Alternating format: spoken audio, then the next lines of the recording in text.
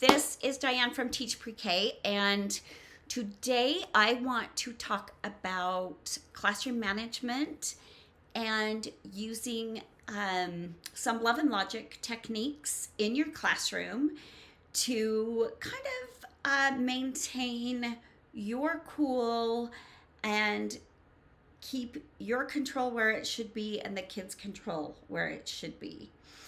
Um, the kids, of course, if you're teaching preschool, I teach 3 to 5 year olds.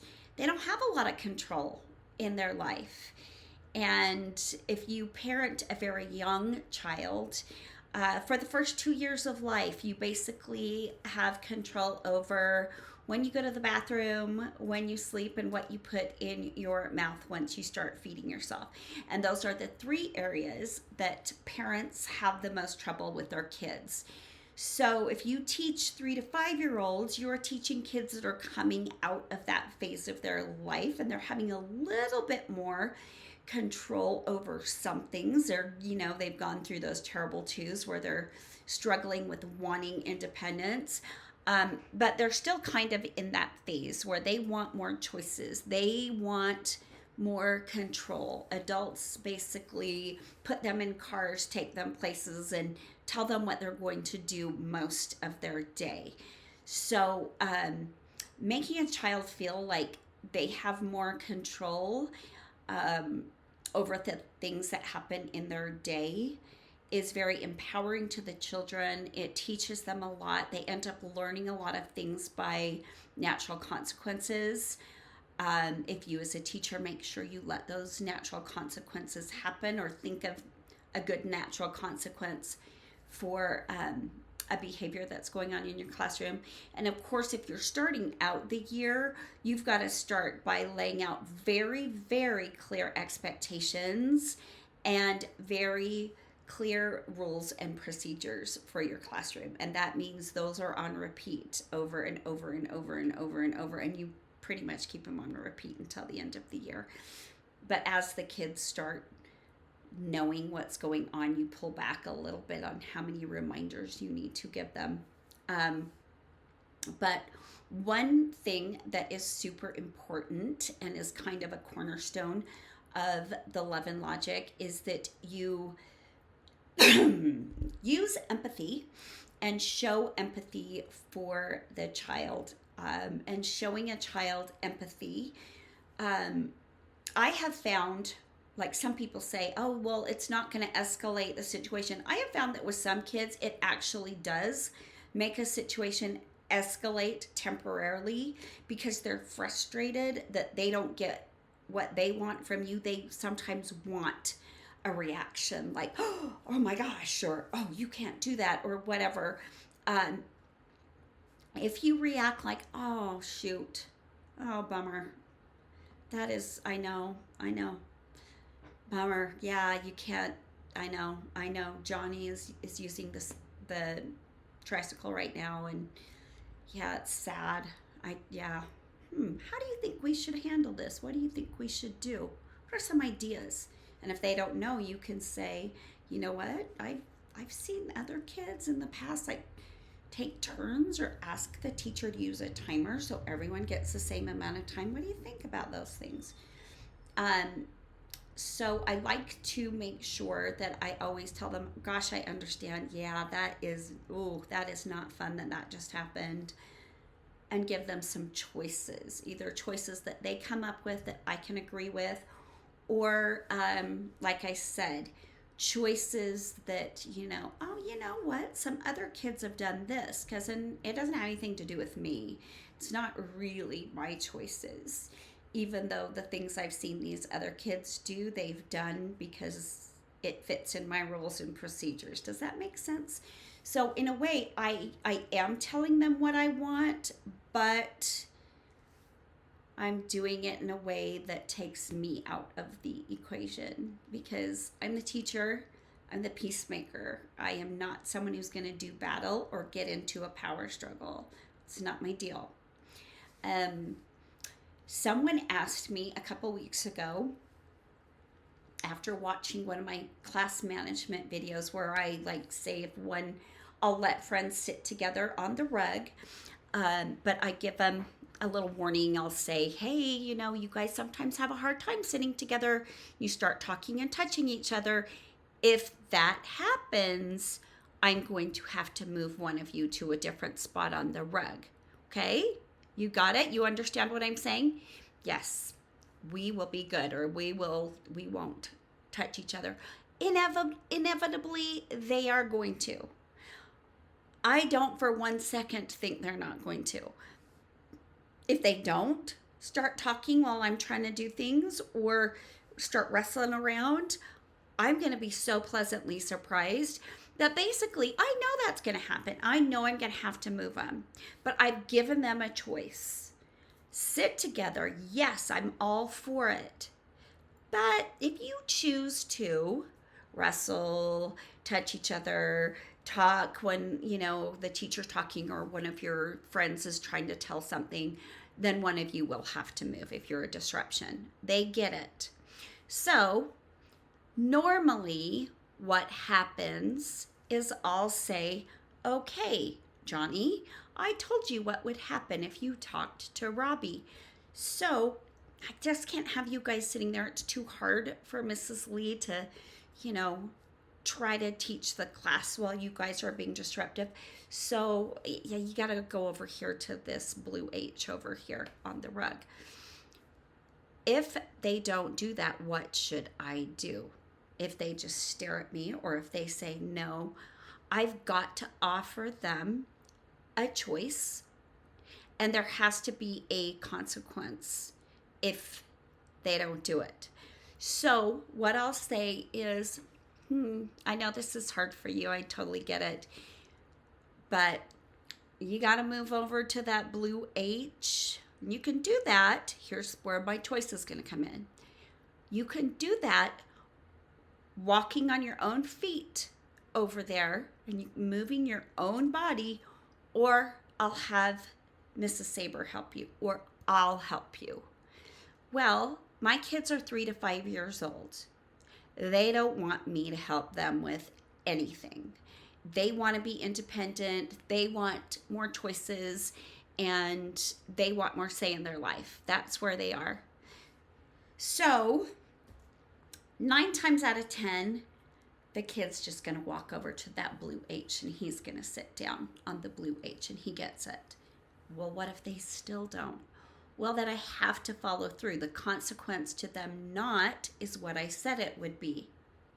The other choice, which was, or I'll help move you. I'm not going to raise my voice. I'm not going to have an angry, frustrated face. I'm not going to be exasperated. It's just this is the way it's going to be. And Mrs. Saber will move them over to the H, or I will move them over to the H. And yeah, the rest of the class is watching this happen. So they are learning something too. They are learning that Mrs. Lee means what she says, but Mrs. Lee's really fair. Mrs. Lee gave a choice and then gave another choice, and they made the choice to be moved by Mrs. Lee. They could have moved themselves. So it's usually after that I don't have those problems as much anymore.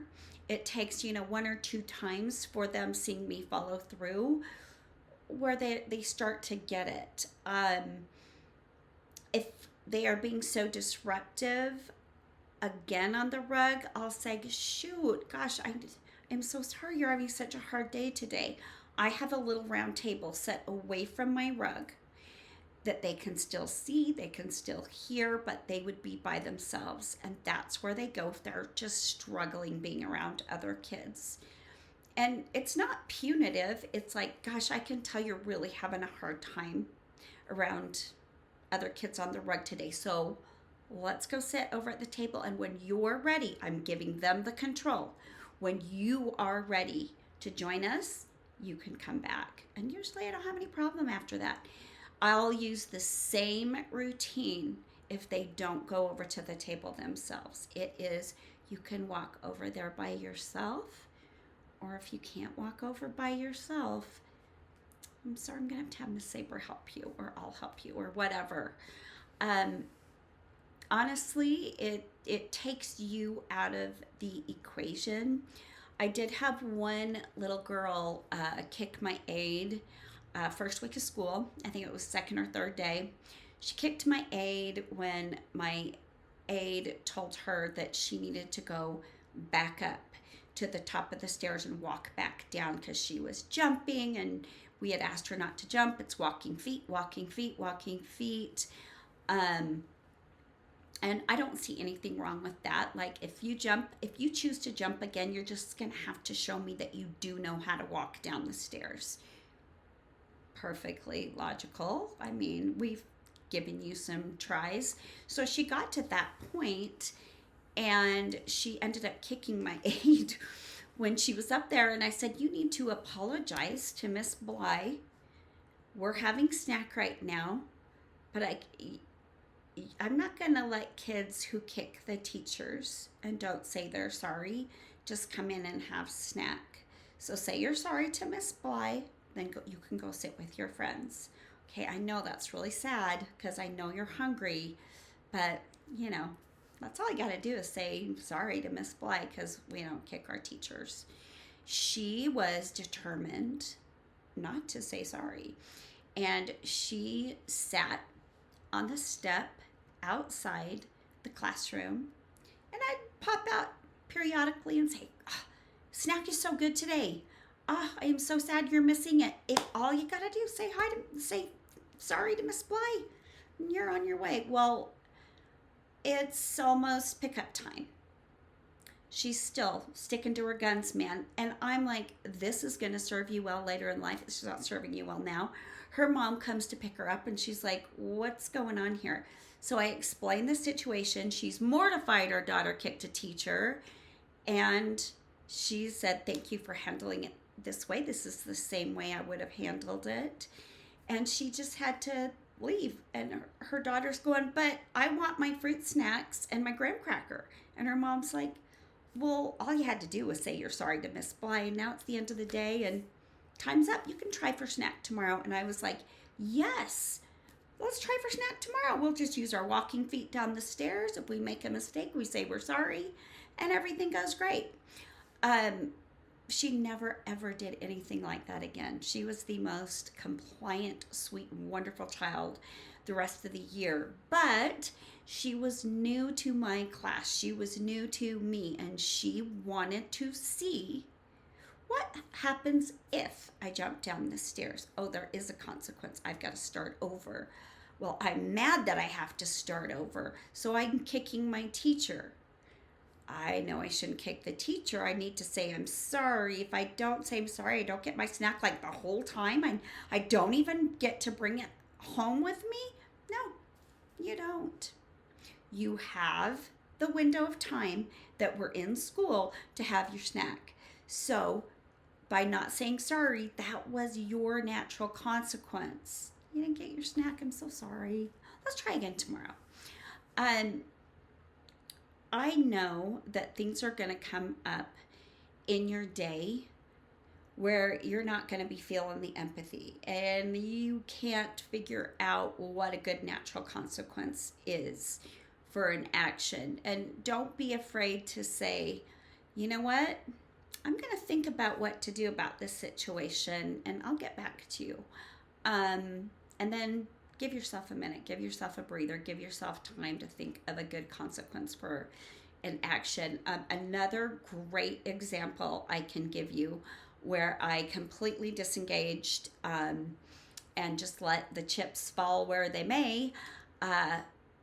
It's one of my favorite things that has happened, and kind of sad, but I had a little boy, Danny, who was very disruptive and just crazy most of the time, and I freaking loved him because he was so cute and smart, and yes, he challenged me all the time. And I will admit, when Danny was absent, my days were easier, but I also adored him. One day Danny was working so hard at controlling his impulses, and he wasn't touching people, and he was listening, and he was being great. So I let him be dismissed from the rug to get his coat to go outside to play. First thing, gave him a little reward. I could tell he was trying. So Danny, being Danny, couldn't resist putting his coat on, which is outside the door, just a little turn, and there's their little hooks outside the door, but you've got to come back in to line up. He put his coat on and laid down in the doorway.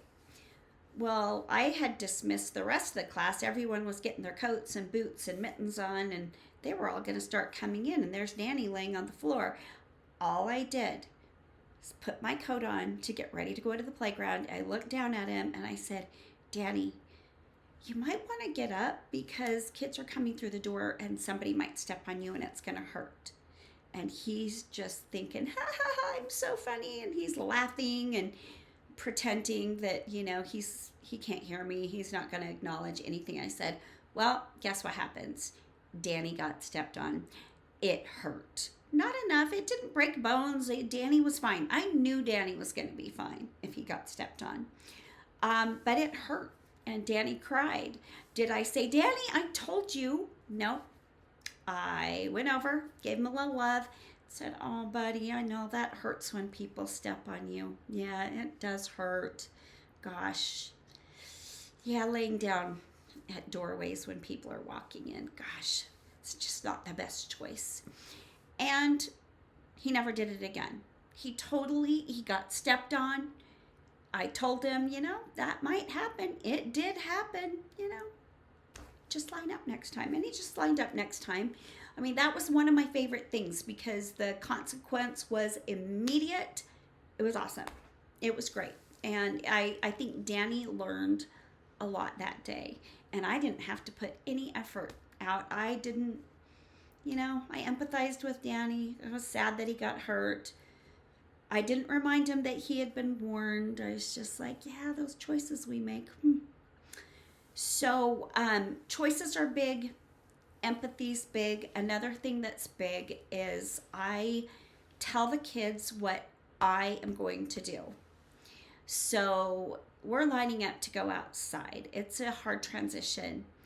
The kids usually, they're excited to go outside. They're talking about, let's play Spider-Man when we get outside. Let's do this. And, it's their time. And they're out there in the hallway. They've got to come back. They're bopping into each other. They're talking and chattery. I stand at the front and I just sing a little song. When the line is quiet, we will go. That's all I have to do. They know what I'm going to do. I'm going to stand there till the line's quiet and then we'll go. Right? Or, we will go outside when our line is calm and everyone's hands are to themselves. I don't expect total and absolute silence, marching like little soldiers. No, they're kids, but I need some kind of order to get us through that transition, up the stairs, out the door, make sure that nobody is pushing anybody on the stairs, make sure we're not disturbing other classes on our way out, things like that. Another thing that I do is I will teach them why we do things a certain way. I'll give them a reason. So we have a long walk to the library. We've got to go up a staircase. We've got to go down another set of stairs, and we've got to go down a long hall where all of the classrooms are. So they cannot be rowdy, crazy, noisy. They've got to be quiet so that the kids can learn. So I teach them that. Oh, we got to keep a bubble in our mouth, and we've got to keep those lips zipped so that the big kids can hear their teachers because they're learning really important things. And when you're a big kid up there, you're going to learn those important things too. And you want to be able to hear your teachers. So I tell them that the first few times, then I ask them before we go, why do we need to be quiet in the hall? And, they raise their hands or they call out because the big kids are learning and they need to hear their teachers. And I'm like, oh my gosh, you guys are so amazing that you remember. But I'm putting it on them. I'm making them show me that they already know what they're supposed to do. They already know what the expectation is. Instead of me telling them what the expectation is, they're telling me that they already know what it is. And it's empowering for them. Another thing I get like with tattling is when it's a third party toddler. So an incident happens with two kids. Let's call them Sam and Dave. And Sam and Dave, Dave pushes Sam, Sam pushes Dave. They're in a little argument because they both want to be Black Spider-Man or whatever. So then the third person, let's call her Jane. Jane comes up to me and says, Sam and Dave are pushing each other and arguing. So how I handled that is I don't just rush over to Sam and Dave. If I don't hear crying or haven't heard somebody say that there's blood, I'm not worried about Sam and Dave. I'll just say to Jane, this sounds like something that Sam or Dave needs to tell me if they think it's important enough. So if they tell me, I'll take care of it. So I've got to get that third party out of there and let her know if something happens between other people, it's not your deal. It's not my deal. If one of them wants to tell me, then I'll help them. But what usually happens, if Sam or Dave decides, if it's a two-party conflict and Sam and Dave are having the conflict, and I have Sam or Dave, or both Sam and Dave, come and say, he pushed me too, blah, blah, blah. I'll just say, what do you think we should do about this right now?